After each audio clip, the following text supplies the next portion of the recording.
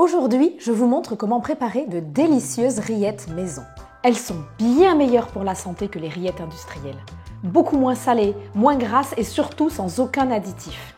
Le fait maison, c'est vraiment une des clés d'un bon rééquilibrage alimentaire. On se fait plaisir tout en contrôlant ce qu'on met dans notre assiette. C'est aussi très simple, peu d'ingrédients, peu de préparation, alors lancez-vous. Pour cette recette, je vais avoir besoin d'un rôti de porc. Je prends un rôti de porc classique avec mentionné échine car c'est un morceau qui est plus tendre. J'utilise également de la graisse de canard.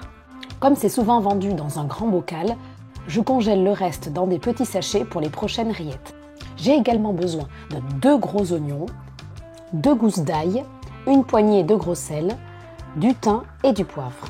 Je vous donne des quantités exactes dans la description de la vidéo. Pour réaliser cette recette, j'utilise une cocotte minute. Si vous n'en avez pas, il faudra multiplier le temps de cuisson par 3. Je vais commencer par préparer ma viande. Comme il s'agit d'un rôti, je vais d'abord enlever la ficelle. Puis, je vais venir le couper en tout petits bouts. Ça peut prendre un petit peu de temps, mais c'est une étape importante. C'est pourquoi je vous recommande d'utiliser un couteau de cuisine bien aiguisé. Voilà à peu près la taille des morceaux que j'obtiens à la fin. Je mets ma viande de côté et je vais pouvoir préparer l'oignon et l'ail. J'épluche mes 2 oignons puis je vais les couper en lamelles. Pas besoin de le couper très finement car ça va cuire très longtemps ensuite. J'épluche l'ail, j'enlève le germe si besoin et je vais venir le couper en morceaux assez gros. Dans ma cocotte minute, je vais faire fondre la graisse de canard. Une fois qu'elle est totalement fondue, je vais pouvoir ajouter la viande. Je la fais dorer quelques minutes sur feu vif.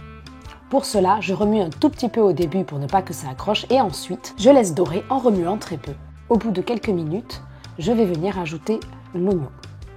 Je laisse dorer quelques minutes également et je vais venir ajouter l'assaisonnement. L'ail, le gros sel, le poivre et le thym. Je remue bien et ensuite, je vais ajouter de l'eau. Il faut que l'eau recouvre la viande, donc il en faut au minimum 1,5 litre. Mais tout dépend de la quantité de viande que vous avez. Je vous montre ce que cela doit donner à la fin. Ensuite, je ferme la cocotte minute, je mets sur feu vif et quand ça tourne, je chronomètre 2 heures. Et à ce moment-là, je mets le feu sur minimum. Au bout de 2 heures, j'éteins la cocotte, j'attends que la pression retombe et ensuite j'ouvre.